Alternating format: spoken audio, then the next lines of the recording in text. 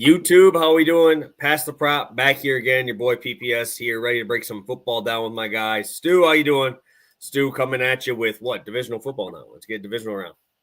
I know it feels weird. It feels weird to be here and still have a team that I care about be in contention, right? I mean, this is a new feeling for me right now. So I'm excited, man. I've just been thinking about these games all week long, revisiting last week's playoffs a little bit, trying to learn just a little bit more, but super excited to dive into these games. We haven't really talked about them that much. And yeah, kind of hopefully do a little bit of what we did last week and win a little bit of money along the way.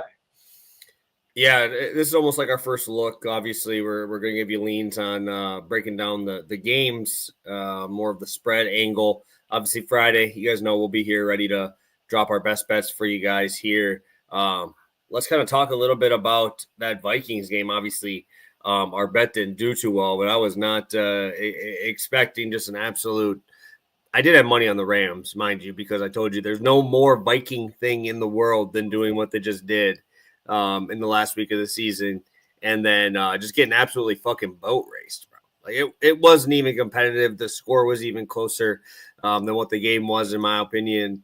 When you even look at the stuff at the end of the game, it's just like all those like extra yards towards the end. But Darnold's stat line didn't look as bad as what I thought he played. And obviously everybody's talking about how much money he lost, but I mean, I don't know if you can say anything else. Like that was really tough to watch as a bettor that expected some offense. Yeah, just a brutal letdown of a game. It's kind of what you're talking about, where it's like we have a one-game sample size of Sam Darnold in an important game, and he shit the bed. He completely shit the bed. So it's like, do you rely on that one game, or do you kind of assume that they're going to make some adjustments? There were not adjustments made, unfortunately. I mean, it was even worse. They got demolished. It was like the bet was like live the whole time because it wasn't far off, but it didn't even feel good. You know what I mean? Like the whole time, Darnold, every time he dropped back, you kind of were thinking, is he going to get sacked again? Is this drive over? They kept meaninglessly running the ball for no reason. They gave up really early in the game as well, by the way. I think that's a criticism that should probably be levied a little bit.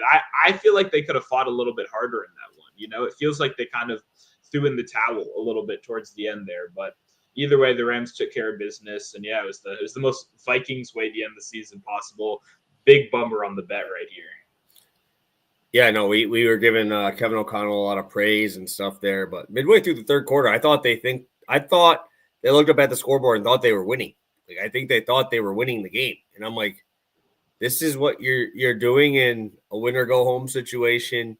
You're in a dome. It's not like weather's an issue, and it's like, you're not winning, bro. You're down 2 scores. What are we doing here? Like, are we gonna start like upping the urgency a little bit here? And it just did not have any fruition. Did not come to fruition, and we didn't have any chips. Like, I get Aaron Jones a good blocker, or a good pass catcher, but let's maybe chip somebody. Let's keep them in instead. Like, give these guys a chance. Jefferson started out hot, and then obviously just like 8 sacks. That Rams defense ain't even that good, bro. Like, yeah. What are we doing?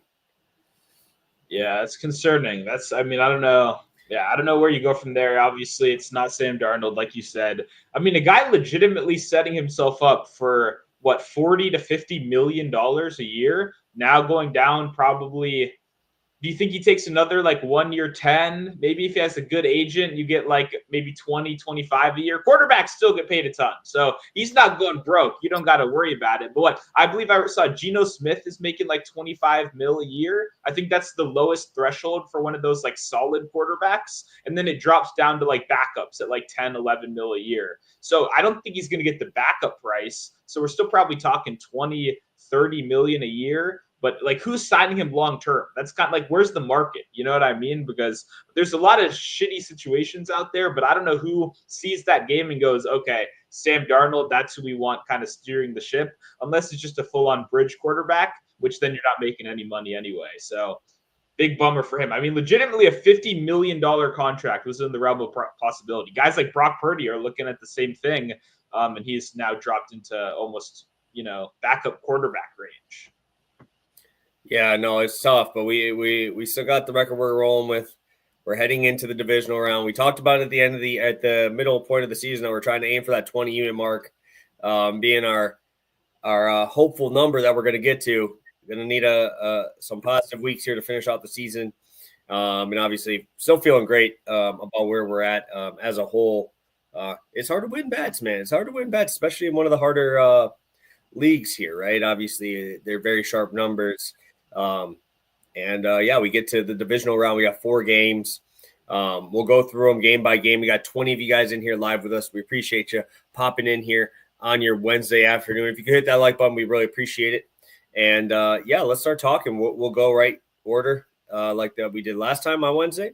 And the first game starts out Saturday.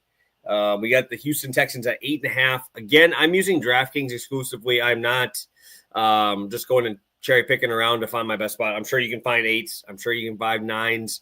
You can buy them up, whatever you want to do. You can find probably 42s out there in the market as well. But I'm just going to use one book just so we can kind of, not have to worry about popping around everywhere and trying to track it there. We're just going to use the main one there in DraftKings. Houston at 8.5, a little bit juiced to that side right now at the 8.5 for them. Chiefs at home, over under at 41.5. I kind of mentioned to you, I just have a hard time seeing Houston score in this game, which makes me kind of lean a little bit more towards the minus 8.5 to Kansas City. My issue is, and this is always my issue with the Chiefs, is do they just come out and start showing what they actually want to do? Like, there was 4 or 5 weeks there in that middle of that run, right, where they were like winning by a touchdown, where I'm like, they're running the same like 8 plays and they're still winning games. Like, do we see like what they used to do with Jerick McKinnon? Do we see some of that crazy stuff that they used to do? Reverses, throwing, like having Kelsey throw the ball. Like, we have seen nothing of that so far, and they're still getting the 1 seed, still going to get home field advantage all the way through here. I think this is a tough spot to ask CJ Stroud to go out there and pretty much do it on his own, right? It's him and Mixon pretty much. Obviously, I think Nico's going to have a tough sledding out there with that pass defense when they're not worried about anyone else. The number 2 option being John Mechie, who we haven't seen really stay healthy throughout his career. Dalton Schultz is dead to us. Cade Stover, that's what you're relying on. And so it's one of the best run defenses, the probably best, him and Vita Vea, Chris Jones and Vita Vea, probably the best at slowing down the run on the interior. So that just really makes it hard for me to want to think about anything with Mixon there outside of the receiving game. I'm just nervous that CJ Stroud's going to have to go into a hostile environment in the cold and try to show out and beat this team. When you have Mahomes on the other side, you have them well rested. I think we start to see the real Kelsey show out here. This is that time now. This is the time where we see Kelsey be the focal point of this offense. You see him starting to get healthy. Hollywood Brown actually looks good. I was not expecting that to be the case. And so now it's like him. We keep forgetting, like, DeAndre Hopkins is here, bro. Like, DeAndre Hopkins is here. You have your little rivalry or the revenge narrative if you want it. He was there forever. I just have a hard time seeing Houston keep this close. I know 8.5 is a lot of points, but, dude, I just don't see them scoring. I don't see them scoring 20 points. I just can't see that. And if you're going to make me think, like, this Chiefs team's not going to get some short fields, like, they create turnovers, they create havoc. I think we're going to have some, I think that we're going to see the punting game actually be important here to get some field position. My only issue with the 8.5 is obviously it's 2 scores, but the kicking game for Kansas City is not what it has been. Obviously, Butker looks like shit now, and he's hurt, and I think they might need to get somebody else, bro. I know they're going to try and just be like, oh, all right, he's fine now, but I don't think it matters in this game as much.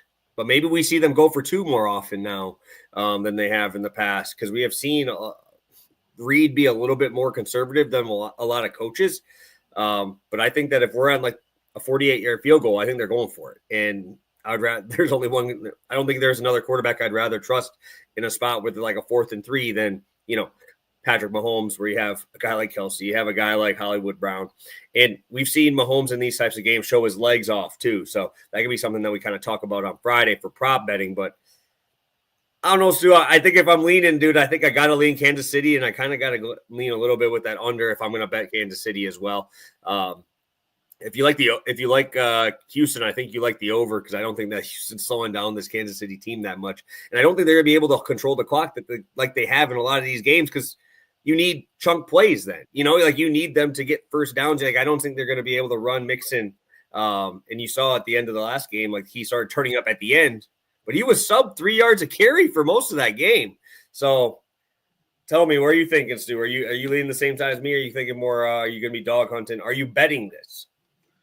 Yeah, I mean, I think I disagree with the total opinion, just in the sense that I think if you like Houston, I don't think you like the over. I still think Houston's path is creating chaos on defense, slowing the game down. Like, I think they have a better chance of winning the turnover differential, and I think they would need to if they want to win this game, right? If they don't force more turnovers, I don't think they have much of a path to victory right here, unfortunately. But overall in the game, I think Kansas City's going to win. Like, I feel very confident in Kansas City throughout the playoffs. It's what you said. I think a lot of people have been thinking this is the year we catch them. This is the year that they're off. And I think a lot of that is, like you said, from analysis based on games where they were running Kareem Hunt 25 times a game. Maybe they do that again. Maybe that's still a strategy with Pacheco and Hunt split, and they slow it down and they play really ugly. That would be good for Houston. But I think that's just the regular season game plan. I think in the postseason, I think we turn up a little bit. You have Hollywood Brown get back in there. Xavier Worthy was really breaking out in the second half of the season. I think one of the most underrated players in the league. I love a guy with flexibility. He's going to get some carries in this one out of the backfield. They're going to use him in a lot of creative ways. You're mentioning Reed. He's one of the best play callers. Actually, he's the best play caller in football. And I'm excited to see it. In the postseason, that's when he gets most creative. That's when the safety gloves come off. So from overall perspective, I think Kansas City is going to win. I would be comfortable teasing Kansas City down. I have done that already in a couple teasers. But at the end of the day, I think Houston's live to cover. I think if this game's slow, if maybe Kansas City keeps the lead early and they look a little bit more like the regular season version where they go, okay, we can cruise, right? We don't need Mahomes throwing, dropping back 20 more times. Then I think Houston could be live to backdoor. McDuffie's a great corner. I don't think stylistically he's the best matchup for Collins in the world. They just got Watson back, but I think that's a winnable matchup for Collins. But same as last game, they're going to need to connect on a couple deep shots. Something's got to happen, kind of miraculously for Houston to win this game. And I just don't think it's going to happen. But 8.5, I won't rule out a cover, especially like an uglier kind of backdoor cover. Yeah, one thing I always like to look at here, and this is more usually for props, but I do think this kind of goes towards this as well, and what we're talking about with the total. When we look at the season-long numbers, we've already talked about how we don't think that the Chiefs have been very good offensively, and they really haven't been. But, they're averaging, 12.5 points per first half, home and road, doesn't really change. It's a 3.5 point difference for Houston on the road than it is at home, right? They're averaging 14 points a game in the first half at home. It's like 10.5 on the road. And now you're going to probably, maybe the Bills have a better home environment, but this is one of the best home environments. It's going to be loud. CJ Stroud's going to have to go in the cold. It is cold as fuck here, dude. Like, it is 2 degrees here in Wisconsin. I can't imagine how much wind and how cold it's going to be out there in Arrowhead on Saturday afternoon. So I think that I told you a little bit before the show, I think I would probably lean a little bit more towards that team total under in the Houston side. I think that would be my spot that I would like to go to. It's just, man, it's hard for me to want to go against this Chiefs team. Like, can you imagine betting on Houston and then you're like, how the fuck, why did I do that? Like that would be kind of how I feel, because it's like, we've had such a long sample size of these guys, and they just continue to do it. And they don't look great in the regular season like the last 2 years, right? Outside of like those big games. So these are the times you save Mahomes for. These are the times you're going to let Pacheco do his thing, man. And this is where they can get gritty if they need to. If it is snowing, I'm trusting that team more, right? If it is cold, windy, this is one of the teams you got to just have to hope that you're going there too. All of that plays into Houston. All of that. Yeah, I just don't. But you have to still be able to pass the ball. That's what I'm saying. Like John Mechie had to be their second receiver, bro. Like, yeah, that's so hard to just trust him out of nowhere. No, I get that. And that's why, like, even betting Mechie, his lines are very tempting right now, but it's like, God damn, I really don't want to put I my saw money his right numbers. there. I'm like, wow. Right. Like after you But I saw him last week, but they're in a dome and now, like that's like the tough. conditions that you're referencing at the end there, I think all of that just plays into Houston. Any variance, any I'm unknown, gonna have to look up and some cold number games for Stroud. I have to look up but some like, sure, outdoor event. Stroud sucks, but Mahomes is the best quarterback in the league, right? So bringing him down any is going to be But I good don't for think it that. brings them down. We've seen them in Making them freaking run the snow. We've ball seen them in every snow. We've seen them there. Like but that's what I'm every saying. Isaiah Pacheco and Kareem Hunt touch is a win for the defense, and you're more likely going to be in those situations, in those kind of environments. Well, and Houston wants to run the ball. They want to keep it slow. They want to keep it on the ground. So I'm just saying, like, that's just nitpicking a little bit. But I do think, like, any like unknown, any of that, variance, I think would lean towards Houston and being able to, because that's what they need. They need to force turnovers. They need this game to get a little wild, and they need to, hope that Patrick Mahomes hands the ball off. That every time that happens, that would be a great thing. Isaiah Pacheco carried the ball 43 straight times to end the season without a 10-yard run. I love Pacheco. The juice hasn't been there. And Kareem Hunt, the juice hasn't been there in like 3 years, So, like, there's some possibilities here. So I'm saying, when you have Lassiter and Stingley as your corners on the outside, the only problem and the reason I still feel confident in Kansas City is because now you got everyone healthy again. It's playoff Kelsey, it's Brown. So you do have these great corners, but like, okay, you lock up like Hollywood on the outside. Okay, Hopkins will be a power slot instead, and Worthy will be out of the backfield, and Kelsey will be there too. Like, they got a lot of different looks they can give you. But Houston, I think it's the same thing as last week, where like everyone's going to count them out because their offenses look fucking terrible. But that defense is legitimately scary. And the problem is Patrick Mahomes on the other side. Anyone else, I'd feel a lot better. But it's Patrick Mahomes. He can beat scary defenses at the end of the day. Yeah, I think this was I was just looking at it when I was looking at some possible bet opportunities. The last 2 years in the playoffs, Patrick Mahomes had 249 pass attempts and 1 pick, and that was against San Francisco. And I believe that one was just a tip. That one was a tip there. So, like, this dude is not putting the ball in harm's way, but you also start to see, like, I think he had 18 touchdowns in those 2 runs, 1 pick. Like, that's how they're winning, man. They don't need to cover by margin. I get that, but I just don't see Houston scoring. So going to our next game, we're going to see some scoring. Obviously, we got Washington and the Lions. I already kind of talked to you, Stu. I'm getting nervous for your team, bro. I'm getting nervous that everybody is like wanting to bet them, and the line isn't moving. Right? That's what kind of makes me nervous. Where I was saying to you, I was at the gym this morning, and ESPN's on, and it's like Kimberly Martin saying she trusts Jaden Daniels the most of any quarterback here, bro. In the NFC, mind you. If she would have said that for the whole entire playoffs, her ass would have been cut, bro. Like, immediately cut. Like, and Chris Canty agreed. And I actually was sitting there. I'm like, do we not know that we got fucking Matthew Stafford over here, bro? Like, this dude, this Super Bowl, dude. He's played in the Super Bowl. He's been there. Like, I love Jaden Daniels. You guys know that. I'm all in. I'm happy that you guys got him. I'm happy that he's showing out. But I get it, but you also got to know it keeps getting higher, right? We just haven't been there yet. And that might be good. It also could be bad too. Like when we're behind by, 10, 14 points, how are we going to do it? Like my biggest thing too is like, I really love that Austin Eckler's back. I'm really hoping that he just gets a little bit more here, right? I hope they give him the ball a little bit more because, like, I think Brian Robinson is going to have he has been catching more passes, which has been interesting. It's just like, he's not making as many people miss in the pass game as Eckler. Like Eckler, I don't know how he does it, dude. He's not that fast, but he is just shifty, gets by dudes. You're going to need chunk plays. Obviously, Terry is there to do his thing. It's just I didn't see that much from Zacchaeus that much last game either. Those second and third options are going to have to show up. I like that the Commanders have shown they can stop one thing usually. They usually just pick one thing that they're going to try and stop. It's just Montgomery being back just really scares the fuck out of me, bro, for these guys. Yeah. That kills me, bro. Like, if they were having to run Gibbs 30 times, that'd be different. But now you got the Knuckles Sonic, whatever you call it now, and that's tough, man. I didn't think he was coming back this quick.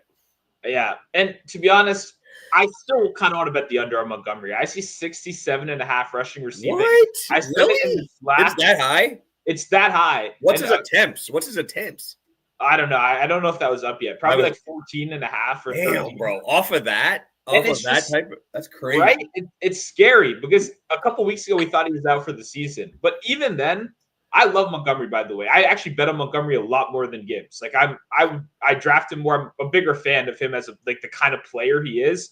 I think every touch Montgomery has is still a win for Washington. And if you watch last game, especially as a Washington fan with all this fucking anxiety, every drop back was so scary. I mean, Lattimore getting cooked, like he's played 4 quarters this season, and it looked like it. They went at him immediately. It was not like let's go for a Sanders still, let's go for the twos. Like, we're going at Lattimore off the bat. But I don't know how Washington defends Amon-Ra and like Jamison in this. Expand Laporta over the middle as well. Laporta has looked way better as of the last 5 weeks. He's looked fantastic. Yeah, the last 5 weeks. I like Washington's safeties though. Chin has been great, especially in the box, and so is Martin a little bit deeper. You gotta pick your poison though. That's the thing. That's what makes these guys so tough, bro. But I don't know how they stop it. Like in personnel wise, especially Lattimore's not going in the slot, right? That was the problem getting cooked by Evans last week. You can't put him anywhere else. So it's Noah Igbenogany. I don't know how to say his last name. Yeah, I know who you're talking about, but I don't know how to say it either. But like now you got to put him on Amon-Ra St. Brown in coverage, or you move Mikey Sanders back. Okay, now you got freaking Marshawn Lattimore with half a hamstring guarding Jamison Williams on the outside, the fastest motherfucker in the league. Like, so that's the problem, right? And so going back to what I was saying about Montgomery, every time Montgomery touches the ball for a 4-yard run, I'm jumping at him. I'm happy because it's good because I don't think we can handle the passing attack. So it's kind of like what we've talked about in the past couple of rounds. I think Washington just needs to outscore you. It's very hard to do that against the Lions. This is the one team I would like. Any of these other teams, I would like Washington a hell of a lot more, bro. Like they can outscore the Rams, they can outscore the Eagles.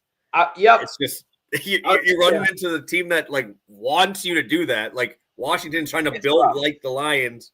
Yep. The Lions are just a couple years ahead of them, I think. Yeah. Yeah. So exactly. You nailed it. So it's like that's kind of the biggest hang up right there. That being said, I absolutely think Washington can score enough points to cover this game. I think this is going to be a game that goes down to the wire. I don't think we're looking at a 14-point spread. You mentioned, obviously, the secondary weapons of Washington. I think this game, a lot of it will be down to Cliff Kingsbury as well. He's been great this season. The one criticism I have, I don't think we've attacked deep enough. That's what Jayden Daniels did best in college. And this has been a safer offense that protects him a lot. They get up, they no huddle at the highest rate in the league, and they check it down a lot. And that's good. But the checkdowns, I think, should set up a couple more deep shots. And last week, you go against Tampa. They play a lot of zone. They blitz you, but they still have guys back in coverage. The Lions are not like that. Lions play a ton of single high coverage, and they blitz, which means you're going to have one-on-one downfield opportunities all day.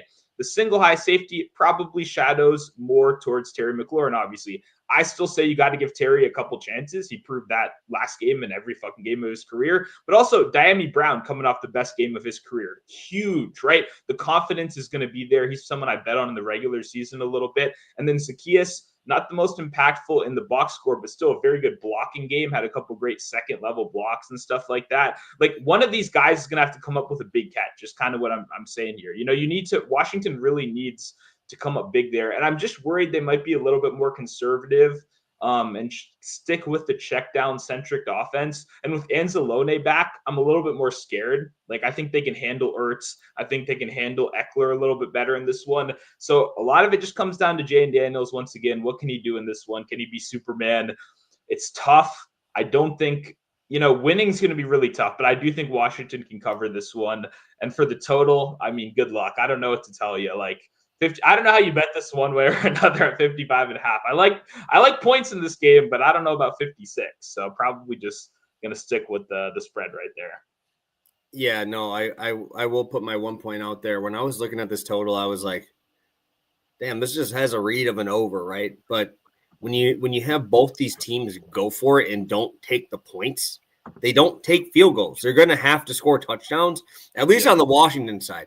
I'm going to probably take under on field goals whenever that comes out for Washington. I don't think he's kicking, bro. Zane Gonzalez is cheeks, bro. Like, come on now. Like, are we serious? Like, 38-yarder kicked it off the side, bro. Like, that shit's like, they moved it for you. They moved it for you, and you still fucking almost missed it. So I will be taking all of his unders, wherever it is. I'm taking under points, everything like that, because I don't think they're scoring 49. If they give you like the 7 kicking points, they ain't scoring 49 fucking points in this game. Come on now. But my issue is we've seen Jaden Daniels in these games. They're not punting. That's the thing. Can you do that again? Can you do that again when it's going to turn into a type of game like this? And that's the thing is like you're matching up personnel each side. It's crazy, right? Like I don't like the Ertz matchup with Anzalone because obviously Ertz, I would say, I don't know if this is controversial because I'm a TJ Hockenson fan, but I think Hockenson is better at this moment than Ertz is. Yeah. And we just saw Anzalone just lock him, right? Not saying that Daniels ain't better than Darnold because he significantly is.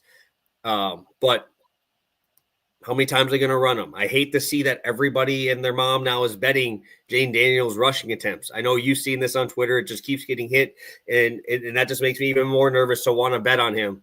Again, even though obviously he's had a hell of a rookie year, it's just when it becomes mainstream, that's when I try to jump off, right? When it's become the most bet I've seen, I'm sure we'll see Aaron Dolan on it, bro. I'm telling you, that shit's going to be up there. Like, I don't like the Washington. We're taking his rush attempts. I'm like, nope, I can't do it no more. You know what's going to happen, dude? Yeah. Because it's the most square bet now. Because everybody just saw it like, oh, my God, he ran the ball, 14 times in that game. They're only making me do it 10 times here. Do I still think it's probably a good bet? Yeah, but it's like when it starts becoming the most bet thing. Like last week, I didn't see barely anybody on it, right? Nobody was on it. And now it's just like having to bet it at 10 at juice, like – it's tough, man. And it's just like looking at Amon-Ra on that side, looking J-Mo. Laporta's playing his best ball right now, and now you just add Montgomery back. It's just like, fuck, dude. Shootout. But how many times are they going to go to inside the red zone and then not kick a field goal and then go for it? And then the other team has to go the whole other side. You know what I'm saying? Like that's the worry if you're an overbetter is these teams are so aggressive that it kind of kicks you in the ass. Well, and yeah, in Washington, when they have failed this season, it's been like failed to cover overs. It's been because they failed in the red zone. They've gotten to the red zone pretty well, but you got to score. So we just saw that Vikings game too, bro. Like they gave them all the yards in the world, but when it got to inside the 20, dude, they didn't let them score. Like, and that's the game we play here. As if we're trying to bet over unders here, this would be a tough one. I like that field goal under, though. That's a good look. Like, Washington has to go into this game knowing we can't kick a field goal. Like, Zane was good. He came up clutch. He won the game. He hit a 50-yarder earlier or something. Like, I mean, shout out to him. He got the job done. But when you have the most efficient fourth down offense in football history and you're playing the highest scoring team in the league, like, they know they can't kick field goals. Every field goal you kick, like, you're losing EV, right? So I definitely like those unders. That's a good look. I'm going to probably wait till tomorrow. I'm going to hammer that. So hopefully nobody goes and hits that too hard tonight. I'm seeing minus 130 on DraftKings for the under 1.5 field goals. Oh my! That might get the obvious hammer. Nobody on here is allowed to bet that because it's not the betting show. This is breakdown. You didn't hear it. Wow. So don't go and do it. Wait till the betting show so I can go get my money on it. Because obviously I'm not able to do it right now as we are on the show. We are heading to Sunday now. These are the 2 Sunday games. Another big spread just feels big here. We got the Rams coming off of that pretty nice performance at Philadelphia at 6 right now. It went down to minus 5.5 for a little bit. Now it went back up to 6. Opened the week at 6.5, and I think you kind of have to. If it's 6.5, bro, I'm betting the fucking Rams, dude. Like I kind of have to. I think that Nakobe Dean injury is a lot bigger than people are talking about. Like that, like it's been him and Bond, bro. Like, and they're barely coming off the field, like ever. And those are the 2 dudes, right? So to lose someone like that, I think like obviously Bond was getting a lot more praise because the dude has been an absolute fucking G this year and well deserved. But to kind of lose that running mate with you, dude, it's going to make it tough. Like, especially if you're going to see a 20+ yard carry Kyron Williams, right? You also got to remember. This one, too, like, Stafford barely did shit in the second half because he didn't have to. Like, they just handed the ball off. So it's like he damn near played a half. That's it. He played 1 half, and he looked so good. Put the ball where only his guys could get it. Not any of those plays that he put the ball in harm's way. I will not talk about that little fucking flip that turned into an incomplete pass. That was bullshit. That should have been a fumble. I've never seen that in my life. I don't know if you know what I'm talking about, where he was like, Oh almost on yeah, the ground. He yeah, goes like this, and this is a fucking incomplete pass. sure. That's BS. I'm going to give you that. But the dude just is not making the mistakes. And it's been like this for 6 weeks because he's had to play perfect football for a long time because these guys have been in playoff mode. They've had to win. And I don't know, just the skill position players on the Rams are just so much better than the Packers. It's just like outside of Jacobs being better than Kyron, I don't think there's really anything else. Like Cooper Kupp made his catch when he needed to.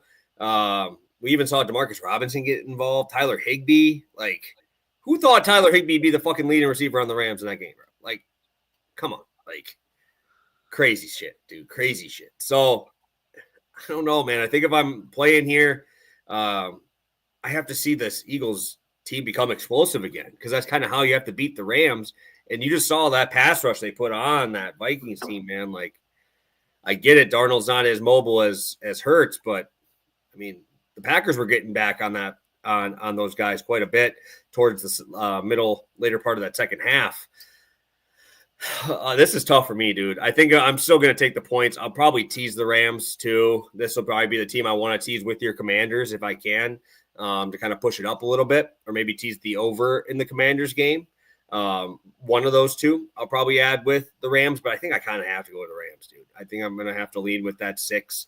I'm hoping I get in the 6.5 because we did see the steam kind of come in on the Eagles a couple hours before the game last week. We saw a decent amount of money come in on that. So, dude, I just trust Stafford, man. And I've been saying this the last couple of weeks. I bet on him way too much. I lost on him last week. It's not because he didn't do well. It's because he did too well and blew these dudes out of the water. So I get it. Outdoor game, whatever. I'm going to look up his outdoor numbers right now this year at least. But 6 points, man. Doesn't that feel a little high? I know the Eagles defense has been really good. It's just, damn, bro. Like, Puka Nacua is just Puka Nacua and then Cooper Kupp. Like, I think I'm ready for it. I'm going to go Eagles. I'm going to go for I think the Eagles win, but I'm going to take the +6. Yeah, this is one. It bums me out because I want to like the Rams a lot, but I have a lot of problems, unfortunately. For me, the biggest thing with Matthew Stafford over the last couple of years have been if you can get pressure on him without blitzing, that's how you can beat him. The Eagles do a very good job of that. That's kind of been their strong suit in general these last couple of years. And like Stafford destroys the blitz. So we saw that last week. They tried to blitz him again. They tried to blitz him in the first matchup. He destroyed them. They did it again in the playoffs. He destroyed them again. Like you kind of thought they might learn a little bit more of their lesson, but no, they didn't. Right. And this is going to be a different matchup. It's going to be very, very different. It's the Fangio cover 2. Stafford has worse splits against zone. The cover 2 he's not bad against because obviously he has those great weapons over the middle. But it's just like I'm worried that they can get pressure on him, and then I'm worried that the corners can hold up for long enough. Mitchell playing great out there, Slay playing revitalized, and then you got Dejean in the slot, who I think should be able to do enough, especially with Cooper Kupp, frankly, not looking like the same old version of himself, unfortunately, in this playoffs. Like, for me, then it kind of goes to, okay, well, the good news is games Kyron Williams kind of taken out by, I'm happy because I don't want to see Kyron Williams touch the ball 20 times a game. The Eagles are probably going to shut Kyron Williams down out of the backfield, most likely. So a lot of it is put on Stafford's shoulders. If this gets to a 7, I know that's asking for a lot, but that's probably where I'd be in the Rams. Before that, I still trust the Eagles enough. My concern with the Eagles would be all the numbers from quarterbacks coming back from concussions. It showed last week. Hurts didn't, he was fine. He didn't turn the ball over, but they didn't trust him at all. If you just look at the play calling in that game, it was called for Bryce Young last year. You know what I mean? It wasn't called for an elite quarterback. So I think you have to put your trust in your quarterback at a certain point. The Rams could expose you for not fully trusting him yet. I don't know if they can get pressure at that same level, but can they do it again in a big game, make Hurts uncomfortable? I think that'll kind of be the key right here. So 6 is, I think, a pretty sharp number, to be completely honest. I still would kind of lean the Eagles' direction, but if we got to 7, I think that's where it would finally be I think the Rams can backdoor this. I think Stafford can do enough through the air. I just think stylistically, we're going from a great matchup for Stafford where he shined to now a much tougher matchup against teams that can kind of exploit what he does bad historically. But I will say, what I'm going to do is I think I'm going to bet the Rams very small to win the Super Bowl as well. because I think if they can get through this matchup, I think they're really well built actually for the rest of the playoffs. I think this kind of could be their toughest task right here. And you talked about it before. I mean, I love Jane Daniels. The guy's been so good as a rookie, but it's playoffs. Stafford's been there, done that, right? This guy's cold, and he's got a Higbee back now. He's got multiple great weapons out there. I mean, I think he's shown they can score at the Bills. If you can score at the Bills and you can beat them in that kind of game earlier in the year, you can score with anybody, especially the Lions after likely going in a race with Washington, or you get Washington off the upset, another very winnable game. So I would not mind the Rams as a small sprinkle to win the Super Bowl, just as kind of a long shot, get a little bit of action there. Yeah, Matthew Stafford is actually my most exposed quarterback in my playoff best ball. I have a lot of them because he was one of those guys that they expected to lose right away, right? They were the dog there. But yeah, I drafted him like that last round as like my backup quarterback, and I'm feeling pretty good about that. Mind you, they did play earlier this year. Obviously, Saquon went crazy. I think he went for like 255 in that game, 26 carries. But again, even in that game, bro, a 79 QBR for Jalen Hurts in that game in a dome. Right. I mean, he had 22 pass attempts, right? Like that's where I'm kind of getting worried because even with all this, I know that some of it was garbage time where they were down 2 scores, but Stafford's still putting up 243, 2 touchdowns, no picks, right? That's kind of where you got to see it, right? And I'm trusting him in the playoffs. I get that. I'm a stand for Matthew Stafford there, but it's going to come down to that pressure. I like that you talked about it. They had 5 sacks in that first game against Stafford, but you did talk about Mr. Tyler Higbee. He was not active in that game. They were trusting Kobe Parkinson and Dennis Allen to be those 2 tight ends, those underneath routes. Puka Nacua, 100 yards. Cooper Kupp, 8 for 80, touchdown in that game. Like, I don't know, man. I feel a little bit better for the Rams here just because they actually have very good skill position players. And big guys show up in big games here, and it's just like, can I trust a dude off a concussion, bro? Like that's like we've seen what happened to 2 of those first 2 or 3 weeks after that concussion, bro. Yeah. Just slower reaction time. Your timing's a little bit off. I mean, if you're McVay, you're selling out, bro. Just sell out to stop the run. If they make a big play over the top, they make a big play over the top, right? But I think that you could see Matthew Stafford be okay with dinking and dunking down the field. Because guess what? One of those times you miss a tackle, Puka's going for 30, right? One of those times you miss a tackle on Cooper Kupp, he's going for 30, right? So it's like, obviously, I feel a little bit more confident in Puka making the guy miss than I do there. But Kyron Williams out of the backfield looked very good. Like, he looked very good in the first half of that game. Second half didn't matter because they were up by a lot. But, yeah, I think this is a good game. It's a good matchup. Obviously, the home field there for Philly is going to be a big thing. But, like I said, dude, we got a vet, man. You got a grizzled vet, man. It's Matthew Stafford, bro. Like, I get it. I talk too highly of this guy, but, I mean, the dude's made me a lot of money. And it's tough for me to go against those types of guys, right? I mean, it's just like when you have your dudes, you roll with them. And this is definitely a spot for me. And hopefully, I mean, just for his sake, I really hope Jalen Hurts just decides, like they let him go a little bit. Like, start letting him go a little bit. Like, 20-something pass attempts in all these games is really not doing too much. Like, that's why I'm worried if they get to the Super Bowl, right? You're going to have to go against teams that will stop the run. They will stop the run. Can you do it, right? Can you show out, play from behind in those spots? But talking about a hell of a fucking game, dude. The finisher up on Sunday night. I'll be coming home from my old college town, actually. We'll be up there this weekend. I'm telling my wife we got to get home for this one. I ain't missing this one. This one's going on the big screen. This line movement has really got me kind of, I don't know where I'm at, right? Because I've seen Buffalo open up as a favorite. I know a lot of people betting Lamar Jackson here. Man, dude, this is it's a tough spot, bro. Am I crazy for thinking that them being, I can get 1.5, I can get plus money on the Buffalo Bills at home here? Like, they have looked so good. That defense has looked really good. I know the Ravens defense has looked really good as well, but I don't know. When you look on the outside, Zay Flowers, if he does play, is he healthy? Right? If he is healthy, damn, like this like you kind of have to feel a little bit better for the Ravens, but they held them out last week. That makes me a little nervous because those games have always been relatively close with the Steelers. Like, if he could have played, I feel like he would have. I guess I'll send it over to you, Stu, to start us off here. 51.5, big number here. Big number with these defenses and how they've been playing. Ravens getting 1.5. Is this crazy for them on the road?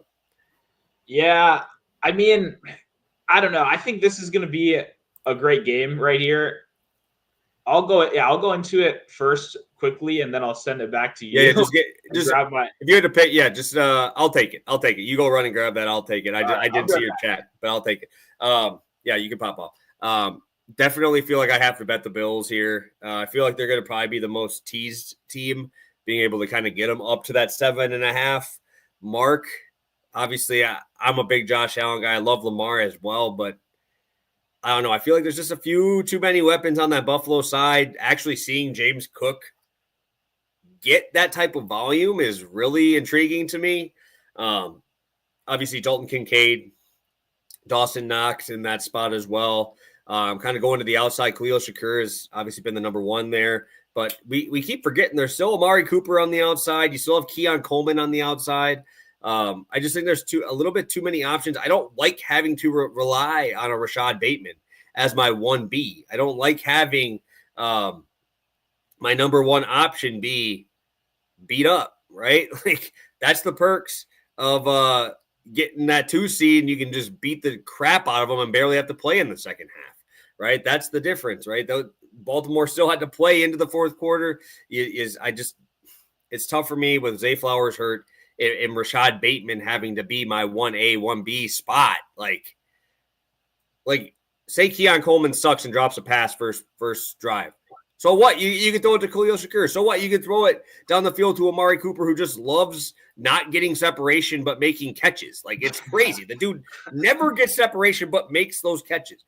And then you got the double-headed tight end on both sides, right? Kincaid, Knox in there, being able to run the 2 tight end sets, and you don't know what's coming now because obviously when you do the 2 tight end sets, we saw James Cook just absolutely nuke that Denver front 7. A lot like that really showed me a lot more than I thought it would when the dude was running like 4 or 5 yards before contact, and some of them even get 15 yards on the field before contact with that offensive line. So I'm going to have to play the Bills. I think I'm at plus money. It's Josh Allen at home in this spot, and they're the healthier team, right? You have a guy like Ty Johnson that kind of does what Justice Hill does on the other side. It's just the Bills, like you take the running game away from the Ravens, they're done. You take the running game away from the Bills, I'm trusting that offense, that passing game in this spot at home to win it for me if I need it. So I don't know how much I trust Lamar when they're behind in this game, if they do negate Derrick Henry in this spot. So give me the Bills. Josh Allen, baby. I'm going to be rolling with them. I'm hoping I probably lean a little bit more towards the under because that's a big boy number to ask, but like a 27-24 doesn't seem crazy to me, and you're still on the under, which just sucks because that would be just an epic game to then have it missed by like a half, but I could definitely see that being this type of game.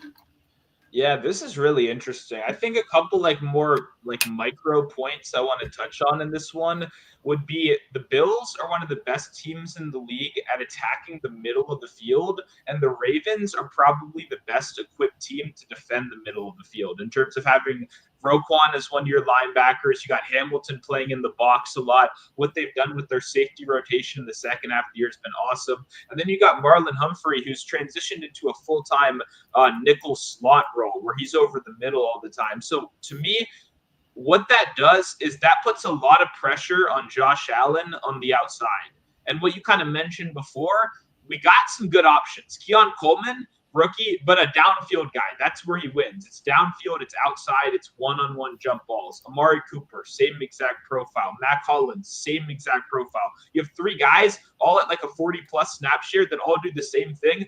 I think those 3 guys are sneakily going to be the key to winning this game, as crazy as that is. Because I think over the middle, Shakir goes from getting nickel guys, backup safeties all year long. I love Shakir. He's fucking great.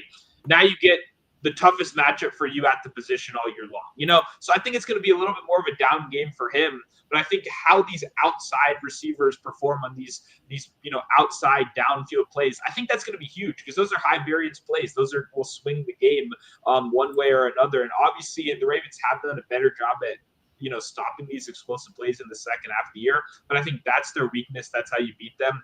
The other negative thing about Buffalo, we watched them bully that defensive line in the first half of last game. I mean, Cook could do whatever he want.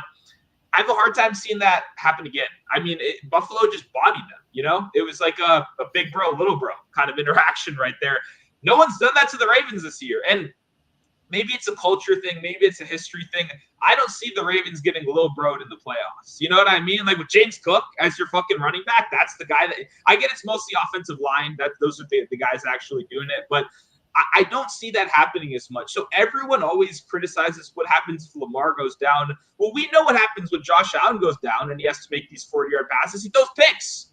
He also throws some of the best passes in the league, but he throws picks too. So I think there's some back and forth that could be had there. I think like what you said, I agree with that. Obviously taking away Derrick Henry will be what every single person in the world is focused on in this game because he's so important. But man, these Bills linebackers are going to be in hell this game. You got the read option, you got that. It's going to be double tight end all game long. So you're likely going to have Teron Johnson, who's great. Now he has to guard Isaiah Likely all game. They don't really move him from the nickel, whether it's a tight end or a wide receiver. It's probably gonna be Likely. I mean, I like him for that reason. Like I love Teron Johnson, but man, it's a little bit of a tougher matchup. Matt Milano's great, but now you got to decide between the Justice Hill check down or the hand up the middle or the run to the outside. Like I don't know. This would be weird. I haven't made up my mind in this game. I haven't made a bet on this game yet. Clicking the Ravens in a situation like this just seems crazy to me. As someone that's such a fan of Josh Allen over all these years, I still think it's kind of always been the 1A, 1B with Mahomes. With how good Lamar is, he's obviously in that conversation as well. But a guy that can just make any throw on the field like this, that, it's going to be a good one, man. I'm so excited, but I don't have a spread bet on this one for the total, though. I would say let's go over. Let's have a good time. You know what I mean? I think points are getting scored no matter what. So, no matter who has the bad game, no matter who lets down a little bit, I think points are going to be scored no matter what. No, I like the point that you talked about, like halfway through the season, that Ravens team kind of flipped, right, where their defense kind of flipped. My issue is they've only faced two quarterbacks that have actually been like mobile quarterbacks, in my opinion. And one of them was Justin Herbert, who ran 4 times, 30 yards, touchdown. The other time was Jalen Hurts, who was 9 for I think it was 39 and a touchdown, right? So it's like that's my issue because they're switching everything up to make sure that you don't do those things. But then you look at the teams they've been playing when that's been happening, right? You look at DTR in that last game against the Browns. CJ Stroud, they got absolutely fucking bodied. But CJ Stroud he can run, but he doesn't run much. Like that's obviously not what he's trying to do. And when you're down, 28-2, you're not running the football. Go down to Russ, right? I mean, then you got Drew Lock, right? I mean, like, none of these guys have posed that threat of running the football willingly. Josh Allen will run the ball 20 times if he's fucking has to, dude. This dude's a literal linebacker. He's as big as Roquan Smith, dude. He's literally that big. So I think that's what makes it happen. That's what makes it a little bit tougher, too, because, like, you're running downhill with James Cook. You're running downhill with Ray Davis. And the thing is that's different is Josh Allen will put his shoulder down. Lamar's trying to get down and not take that hit. Like, Josh Allen, like, everybody's talking about Derrick Henry in the third, fourth quarter. You imagine tackling that dude? Like, he does that fake, and then he'll just put his shoulder down. The dude's 245, 250. Like, that's where it kind of makes me feel like that because everybody always talks about Derrick Henry in the third quarter. And warranted, like, very warranted because he wears those guys down. But, dude, this guy's doing it to your safeties. Like, Josh Allen's doing that to your safeties because he's got to come around the outside. If you do try to run a spy with, like, Roquan or with Hamilton, again, that opens up that middle of the field because those guys were able to just kind of stay with their assignments. And now you have a guy like Josh Allen, like I said, in the playoffs, dude, we've seen him run the ball double-digit times quite a bit. So I'm sure that'll be a very big bet spot on both of these quarterbacks for rushing because you're not trying to make the mistake, right? You just don't want to make that mistake and make that turnover, that costly turnover. And that's something I didn't mention in the Eagles game was when they played earlier in the season, first drive, Kyren Williams, first big fumble, right? So it's like being able to turn those guys over early and be able to get ahead, right, is something very warranted. Both these teams top 5 in first half scoring, so I think those kind of negate themselves as well. So it should be a good one, man. Yeah, no, I mean, this is clearly the game of the week right here. I think the one everyone's most excited for. And obviously, playoffs just getting started. We got plenty of good matchups still left to go. But yeah, a final thing I'll say too, I'm curious, like, just from a fan perspective, like the special teams and stuff like that, the Ravens have always had such a huge advantage. Yeah, I was about to bring up Tucker to you, dude. Yeah, I'm wondering, like, is Tucker 100% now? Or are we back to full Tucker? Because I feel like in the playoffs, this game ends with him making like a 61-yard field goal or something. You know, something fucking insane like that. Like, I don't know, because the Buffalo's had some on and off special teams. You know, they're probably going to go for it. That's probably going to be the way they solve those problems. But Ravens will kick a field goal. We know that. Yeah, that's the thing too. Is like Tyler Bass has not been bad. Like he's not. No, he's good. Not. He's like, if he was bad, then this would change a lot of stuff. But like, I think he's 82% on the year. But I think all of his misses, there was one that was blocked in the Lions game that was short, but a lot of those misses are like those 50+ yarders, those outdoor field goals. So it's like, we could say that Buffalo might have the advantage in special teams, which we have never said against the Ravens ever, because Tucker's been that damn good, but he's fallen off a cliff. I think he's like, what, 75% this year, which he's been 90+% his whole career. So again, just another little thing. I literally was about to bring that up. I don't know why I forgot to bring that up, but I definitely wanted to talk about that, because you walk Justin Tucker out there for 48-yarder and it's like, all right, game over. He's missing 30-yarders, bro. So it's like, can you get that swag back, bro? And that's in a spot on the road against Buffalo. Is this the spot to do it? Like he wasn't tested last week, so it's gonna be interesting. We'll talk weather in a little bit more stuff on Friday where we're talking bets. It's just this is one of my biggest things. That's my biggest issue is like I'll see people talk about weather on Monday. What the fuck, dude? What the hell is that gonna help us? Yeah. It told me it was supposed to snow today. Guess what? It's sunny as hell, but it's 2 degrees. Like, it's just like, there's no point in trying to talk weather like a week ahead of time. It just changes up so much. So Friday, I feel like we got a good spot. You know, it's like a day ahead of time. So we should be pretty good. If the weatherman's that far off, man, get a new job, right?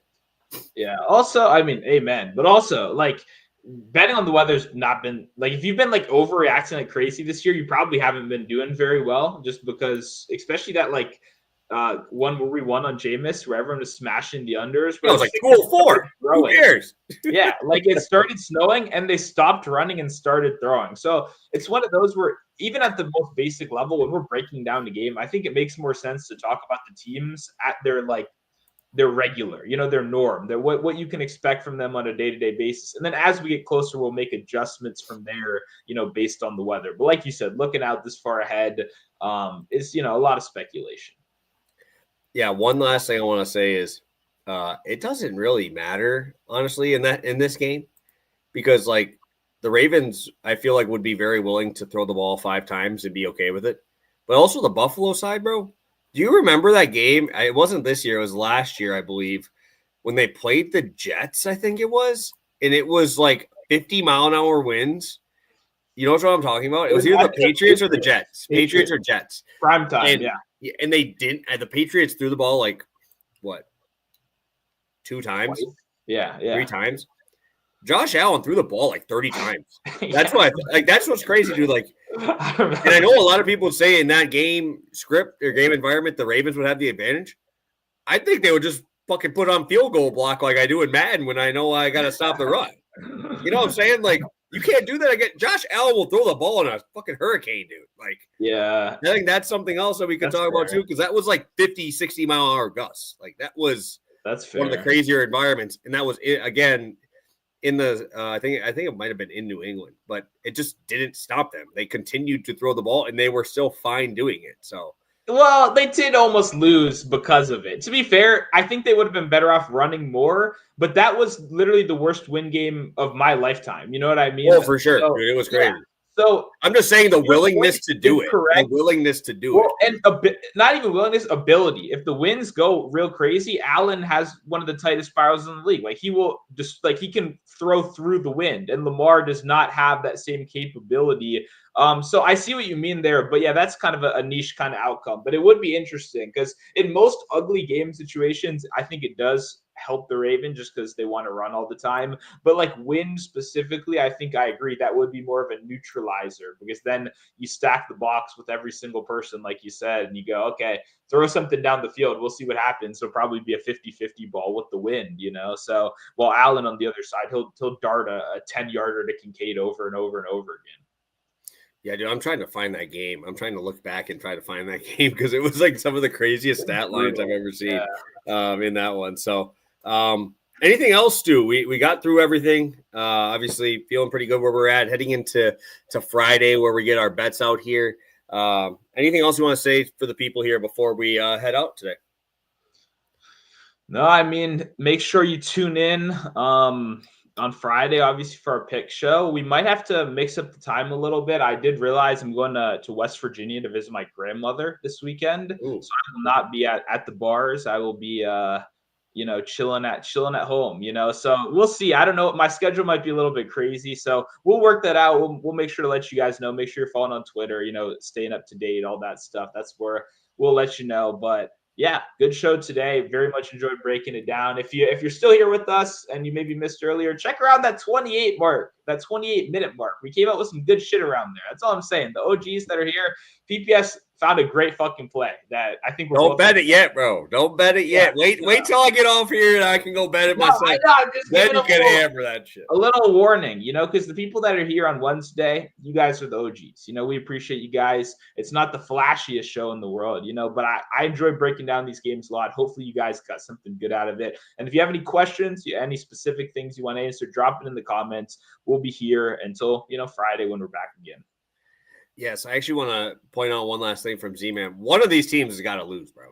Yeah. Because I saw that books are now putting them out, but it's like, I don't know which one would lose.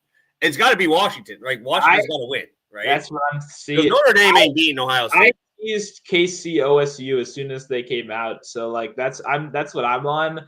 But Detroit, I can't do it. And even Detroit, KC, even, like, both of them in there, it's just like doing Detroit, KC, Eagles. Like, come on. Like, come on. One of them's got to go down, bro. We've seen way too much variance in the NFL. Yeah, and it's like these aren't 100% games. Like these aren't like blowout. Like some of these earlier college football games, you're like, yeah, no shit, this team's gonna beat the fuck out of them. It's not like that in these playoff games at all. These are all very winnable games from either side. So the heavy money line parlays it's stressing me out. Like I said, I have some KC OSU teasers, but I almost even regret that a little. I don't want to be sitting here with all the chalk. You know what I mean? It's a little tough. Yeah, no, and we've seen a lot of favorites like shit the bed, right? Shit the bed. And it's like, what are the Lions? Minus 500 on the money line? Like, that's what you're paying. It's like minus 550 on the money line. It's crazy, bro. So, all right. Well, we'll get out of here, guys. We'll catch you on Friday. Back again for some more picks for you guys on Friday. So let's make some money, guys. Best of luck. If you're betting any of that college basketball, great slate tonight, NBA. And we will see you Friday. So have a good one, guys, and see you soon.